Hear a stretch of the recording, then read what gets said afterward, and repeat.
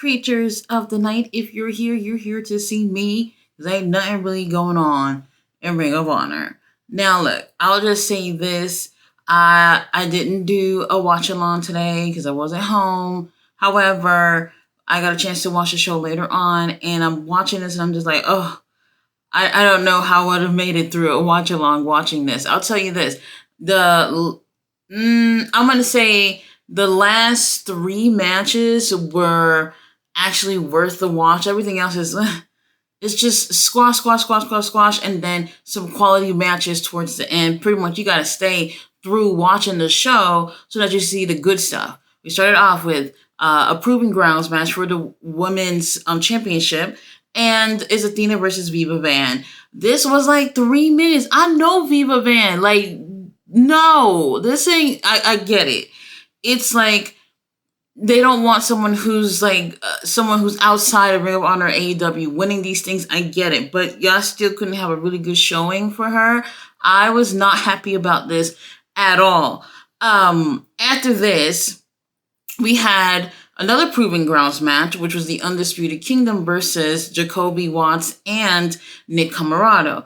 Nick and Jacoby just started this little tiny cult thing that they're doing right now. And I'm like, oh, this is cute because now we get like this 80s preacher vibe cult leader thing going on with Jacoby, who just recruited Nick Camarado to join his little group. And I'm just like, oh, okay, let's see what they do with this. And the first match that they have as as them having this alliance, they lose this match. And I'm not surprised because it's a Proving Grounds match. However, this was very quick, and only Nick Camarado was the only one in the ring. Like, Jacoby didn't even get in the ring. This was a little bit annoying to me because I'm just like, well, we wanted to see what it is that they could do as a tag team. They should have had them doing some things as a tag team before they got to a point of getting a Proving Ground match. Because it's like, well, where's the chemistry? Y'all never tagged before. Well, they have one time. And I don't even think Jacoby did anything in that match. So either way, this was a short match too. And you didn't really get a chance to see Nick and Jacoby do anything as a team. So this is a thumbs down for me. Now, after this, we do have Serpentico versus Brady Roberts. This was a little bit of a longer squash, but it was a good one. And I did appreciate them kind of letting Brady do his thing for a little bit before Serpentico ended up taking the win. I'm bored. I'm already bored 3 matches in. After this, we do have Marina Shafir, though. She's doing an interview with Lexi Nair. And she tells Lexi, ask me, why am I a problem? And I'm just like, oh, okay, well, I guess she's going to ask. So then here is Lexi asking her why she's a problem. She's saying that basically she's been in this business and nobody's been able to do anything to, I don't know, solve the problem, which is her. So she's better than everybody or whatever. It was interesting. But she spent most of that interview just looking at Lexi. And at the end, she was basically saying, you know what happens when you have a problem, when you can't solve a problem, whatever the hell she said, man. It was a little bit, I don't know, a little bit out there. And I appreciated her coming out. But she spent like 97% of that whole interview just looking at Lexi and never looking at the camera. And to me, I was just like, oh, does she know she's doing that? Like, I understand she's answering Lexi's questions, but not really giving any play towards the camera so that the audience can feel that little connection. I thought was a little bit strange. Either way, I don't know when we're going to see Marina actually get in the ring, but I do appreciate the fact that they are showcasing her to probably be doing something over there. We'll just give it some time and see where it goes, because there are some things that have been going on with the women's division that they've started, and it's been like weeks and nothing has happened since, including the tag team match with Queen Aminata and Red Velvet versus Billy Stark, and Athena. Athena, who has like various injuries. Tony Khan said that, you know, she has a couple of injuries that's bothering her, so we're just going to leave her alone until she feels better. Okay, I guess. So this match that was that they talked about like over a month ago has still not happened.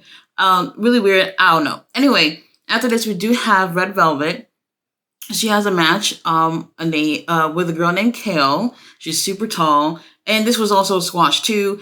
After this, Billy Starks comes in and attack Red Velvet and just pretty much stomping her out with these weird ass orange shoes. They're so ugly, girl. Oh my god. They were so ugly. That's all I kept focusing on. I was just like, where'd you get that shit? It's ugly. Anyway, and then she ends up slamming her head onto the Ring of Honor Women's TV title after this. Now, I see that they're picking up a little bit with the storyline that I remember a storyline was going on between these four girls. It's okay, but whatever.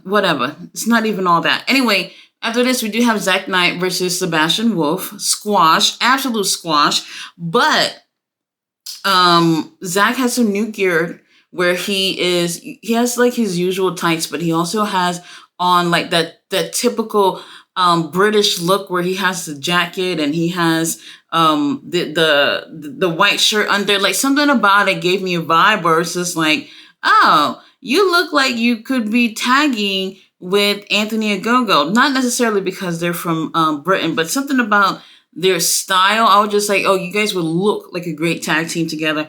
Would they be? I don't know. However, I could see them definitely trying to push the UK guys to at least being on maybe the pre-show of All In, if anything. Now, another squash, but it was great to see Zack. I want to see him doing bigger and better things. Like he should be on the main roster in AEW. I understand he just started, haven't done too much, but we can get a lot more out of Zack instead of Tony Khan just giving the same few people in the company big opportunities. Now, after this, we do have Aaron Solo, Action Andretti, Lee Johnson. Finally, a match actually worth watching. These guys are super great. They're just really, really great. I'm glad to see Aaron Solo getting some little TV time.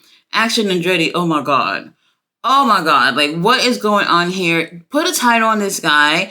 Give him some camera time. Let him talk. Let him do some promos. Him and Top Flight. These guys are fucking, oh my god. They're so amazing in the ring. The things that I see them do, we don't see with a lot of other people. And then for Action Andretti, who's doing, a singles match here, and you're still thinking about what he does with Top Flight as a trios, man, these guys, they deserve a title. They deserve some more time to really show some personality outside of the ring so people can really connect with them more.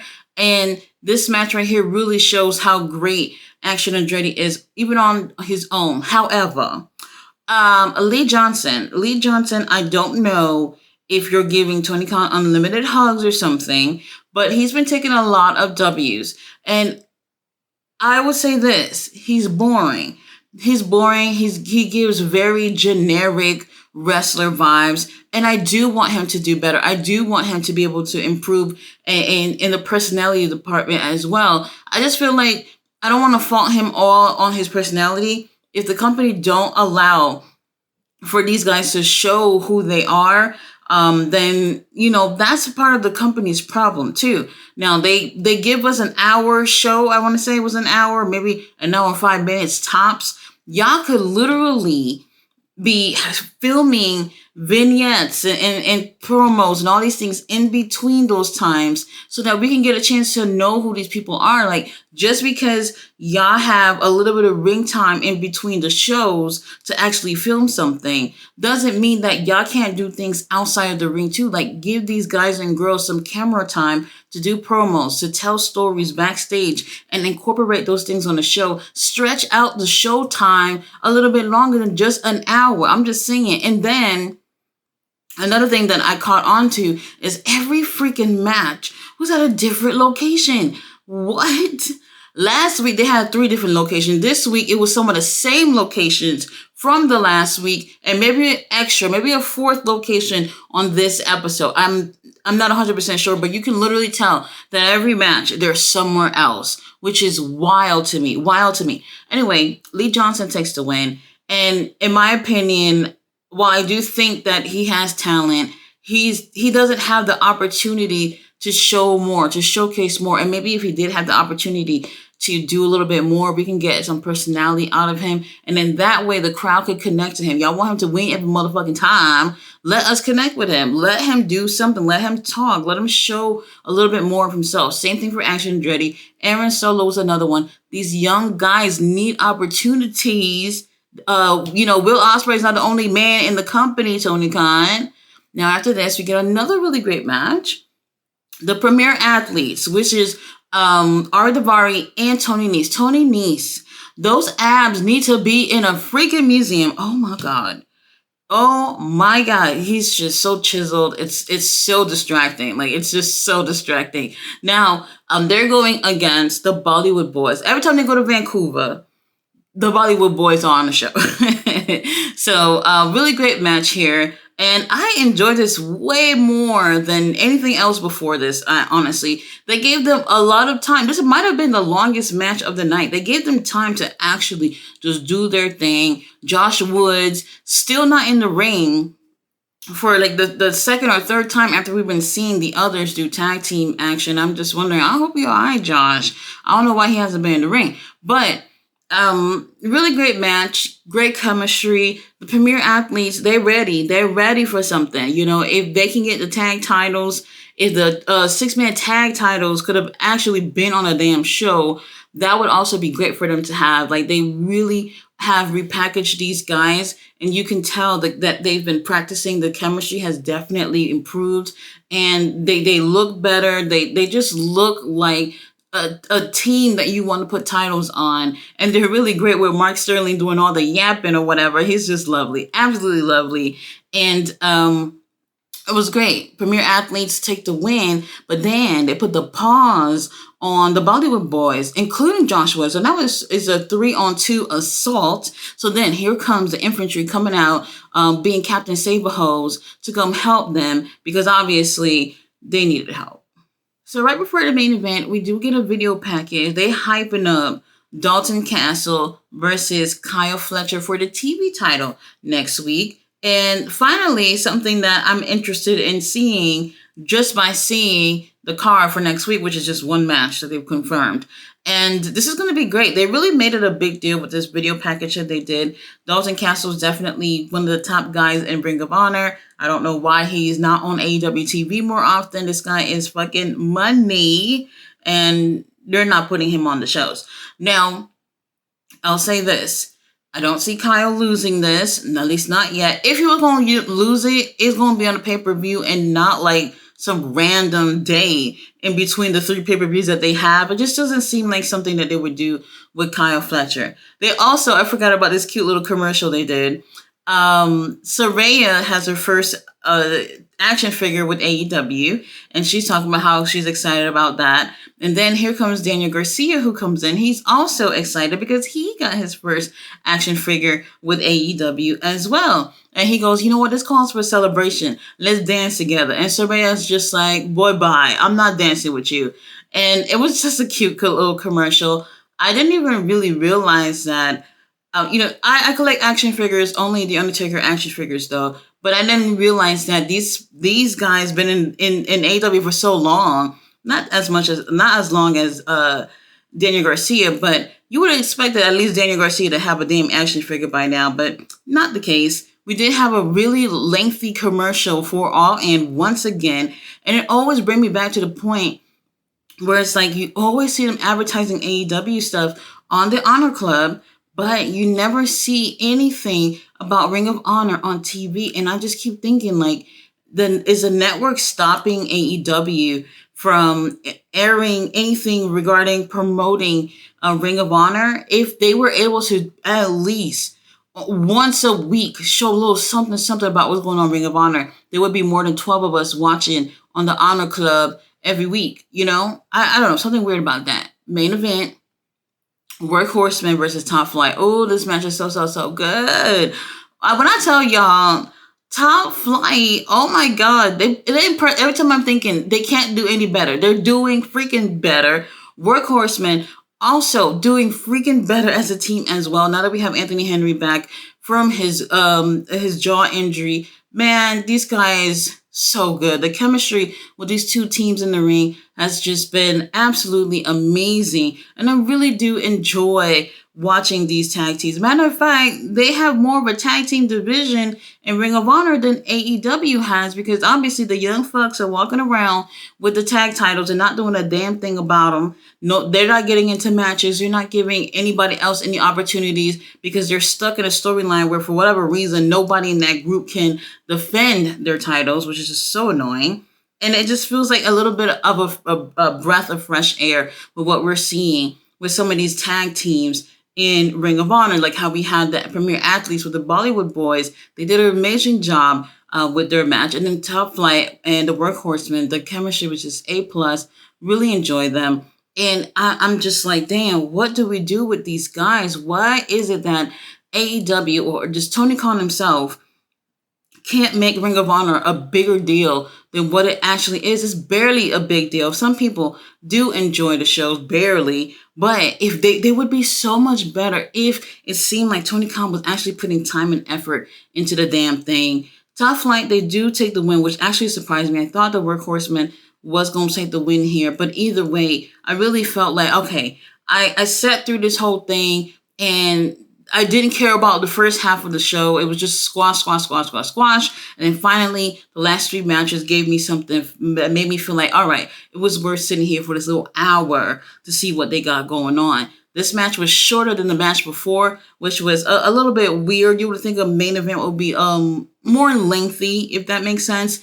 And man, them switching from crowd to crowd every match, what is up with that? That is just crazy as hell. Tony Khan, like, there's no one's gonna look at you like you failed if you find one location to tape a few shows at a time, and you know, and just air that, you know, give more time for things to happen. Have these guys and girls film promos, vignettes, and all these things backstage or at home, wherever the fuck it is, so that they can actually give some time to them on the show. So it's not just a freaking hour show. You get to add little things that make people feel like they can connect with, whether it's a babyface or a heel. Like, I don't feel like Tony Khan or whoever the hell is over there is doing enough with Ring of Honor. It's not enough at all. If I could sit here and watch the show and just come up with ideas, then Tony Khan could do things too and just see the same thing that everyone else is seeing. But unfortunately, that's not the case. I really do feel like, Tony Khan, you're a businessman. You should be watching people like me or other people who are talking about your show, people who actually care about your shows and who is actually providing constructive criticism on what you can do to make these things better and more interesting, and so that it could be more successful. Because some of us care about pro wrestling, Tony Khan. I do. And I want to see things to be much better for Ring of Honor. But from the way I see it, this is not a priority for Tony Khan or AEW. It is just something to do because Tony Khan could afford to buy Ring of Honor. Guys, thanks so much for watching my review. I will do a review on Rampage, which is going to come on 6:30 Eastern time, which again, they're coming on early. And then on Saturday, have a watch along with my girl Martina. So come pull up and watch the show with us. See you guys then. Bye.